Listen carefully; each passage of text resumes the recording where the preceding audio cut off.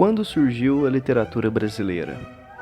Essa pergunta é aparentemente fácil de se responder. Contudo, existem algumas vertentes que são diversas e demonstram marcos muito distintos para o início da nossa literatura. Muitos podem pensar que a literatura brasileira teve início ainda no século XVI, com a chegada dos portugueses ao Brasil. Por exemplo, a Carta de Pero Vaz de Caminha poderia ser a primeira obra literária brasileira. Mas seria realmente esse o ponto inicial da nossa literatura? Outros podem apontar para o padre Antônio Vieira ou para Gregório de Matos, autores pertencentes ao Barroco e que desenvolveram textos relevantes em terras brasileiras. Mas será que nesse momento o Brasil, ainda colônia de Portugal, possuía autonomia literária? Será que os textos produzidos por esses autores identificavam-se com a cultura e o povo brasileiro? Podemos cravar que no início dos 700 havia uma cultura brasileira bem definida? E sobre o povo? Esse povo transpirava características brasileiras ou lusitanas? Os questionamentos são variados, as respostas também são muito diversas. E o que torna tudo isso mais complexo?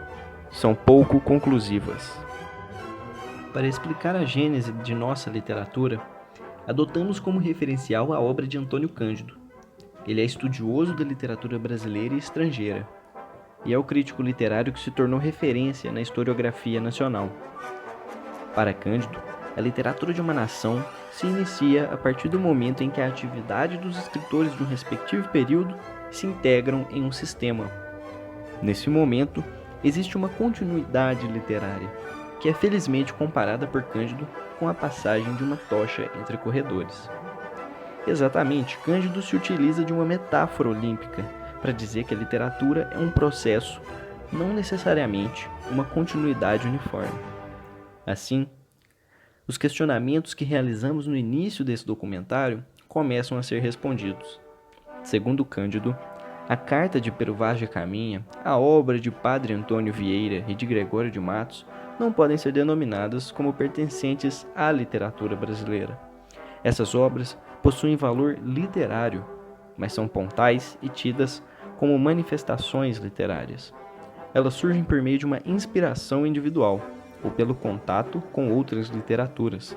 Todavia, não fazem parte de um todo literário. É importante ressaltar nesse ponto que Antônio Cândido é um entre inúmeros pensadores e teóricos que tentaram responder esses questionamentos que aparentam inacabáveis. Aí você me pergunta, quando começou a literatura brasileira? Para Cândido, os Árcades das Minas Gerais são os representantes do começo literário. É com os neoclássicos que surgem conjuntos ordenados manifestando em graus variáveis a vontade de fazer uma boa literatura. Nas obras de Cláudio Manuel da Costa, Tomás Antônio Gonzaga e dos demais Árcades, é possível perceber o desejo de construir uma literatura que prova a capacidade dos brasileiros. Muitos podem contestar esse introito literário.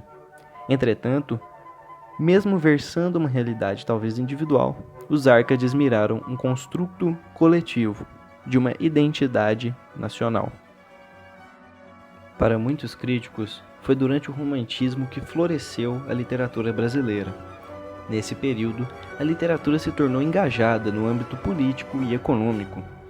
A literatura, nesse instante, carregava características brasileiras, expressas principalmente pela crítica de Ferdinand Denis e Almeida Garrett. Os elementos descritivos locais eram tidos como um traço diferencial literário. Não precisamos nem explicar detalhadamente o motivo pelo qual houve um engajamento político e econômico como influência para uma autonomia literária.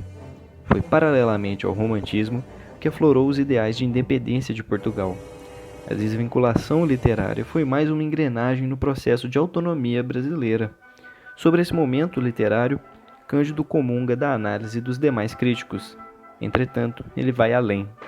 Para ele, a literatura é formatada de maneira muito mais além do que características comuns textuais. No livro Formação da Literatura Brasileira, obra que embasou a produção desse documentário, Cândido reflete principalmente sobre o arcadismo e o romantismo. Mesmo falando apenas de 2 momentos da literatura brasileira, Cândido deixa um legado para os momentos posteriores ao romantismo. O autor ressalta que não há uma crítica única, mas vários caminhos para uma boa crítica.